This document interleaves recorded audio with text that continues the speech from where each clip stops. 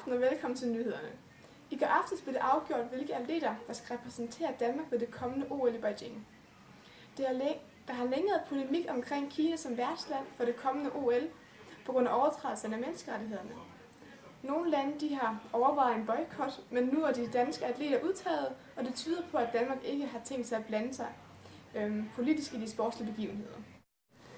Nyhedernes rapporter, Bolette Bosen, står lige nu i Lysing svømmehal med en udtaget elitesvømmer, Tove D. Jensen. Ja, jeg står her med Tove D. Jensen. Hun skal svømme 200 meters bryst, 150 meter frit og 400 meter medley til OL. Tove, hvordan vurderer du dine chancer? Jamen tak, Bolette. Altså, jeg føler mig meget stærk i alle 3 discipliner, men jeg har også opnået nogle rigtig stærke atleter. Min største konkurrent bliver nok Feng Shui fra Kina, men jeg tror, at mine chancer er rimelig gode. Tove, som bekendt foregår OL jo i Beijing. Hvordan har du det med at støtte et land, som bryder menneskerettighederne? Jamen altså, jeg tager kun derned for at repræsentere et land som Danmark, og det vil jeg ikke gå glip af. Jeg er faktisk ret god til at svømme, og det vil jeg bare vise til hele verden. Jeg mener ikke, at man bør blande sport og politik sammen. Mange tak til dig, Tove. Og nu tilbage til studiet til Margrethe Billund. Med i studiet her i dag, der har vi Mogens Tage Poulsen, som har en Ph.D. i Kina-studier. God aften. Jo, god aften. Hvad er problematikken omkring at holde OL i Kina? Jo, men der er jo mange problemer der. Altså, det vi har fokuseret mest på heroppe mod OL, det er jo, at Kina de simpelthen bryder menneskeret på menneskeret på menneskeret.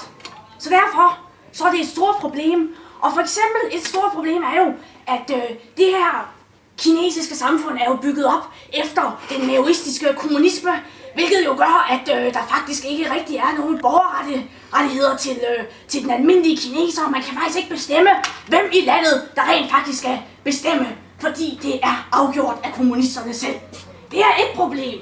Et andet problem er jo, at Kina fastholder dødsstraffen, hvilket vi jo bestemt ikke kan gå ind for herovre i Vesten. Og det er sådanne problemer, der gør, at man simpelthen ikke kan acceptere, at der er OL i Kina.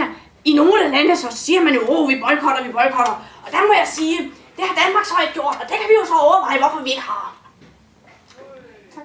Hvad er grunden til, at vi her i Danmark ikke har boykottet OL i Kina? Jo, siger du. Her i Danmark, der har vi jo en tradition for at sige, sport og politik er 2 forskellige ting.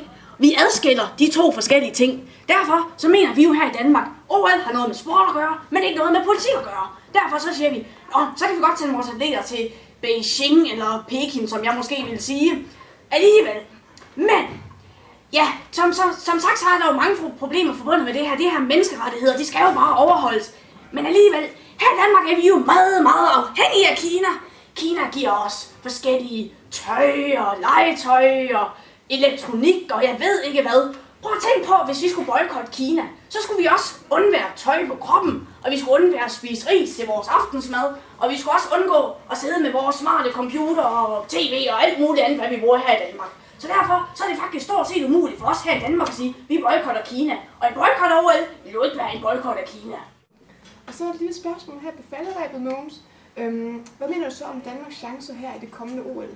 Jo, men altså man kan jo sige, at Kina for eksempel, der udtager de jo deres små børn allerede som 2-årige. De siger, du har et talent for at løbe, og så bliver de trænet totalt op til at være sprintere gennem hele deres ungdom, gennem hele deres voksenliv, og så er de bare klar til OL. Og der er bare ingen, der har en chance mod de her kinesere, for de er med trænet. Derfor så må jeg nok sige, her i Danmark, der har vi jo sådan lidt mere sådan en tanke omkring det her med at træne seriøst, som i forhold til, hvordan man i hvert fald har det i Kina. Så derfor så må jeg sige, jo, Danmark har vel en lille chance i nogle discipliner, men overordnet set, så tror jeg sgu ikke, vi skal regne med ret meget.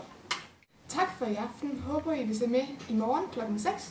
Efter reklamerne er der en udsendelse med afgørelsen af Vild med Dans.